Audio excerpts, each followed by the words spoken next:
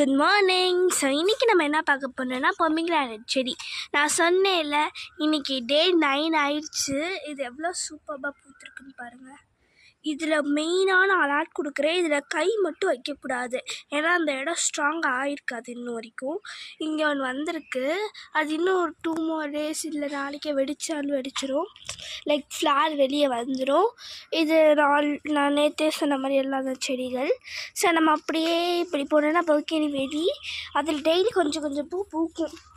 இது நான் table roses கீழே வச்சிங்கன்னா உங்களுக்கு சூப்பராக ரூட் பிடிச்சி நிறைய லாங்காக வளரும்.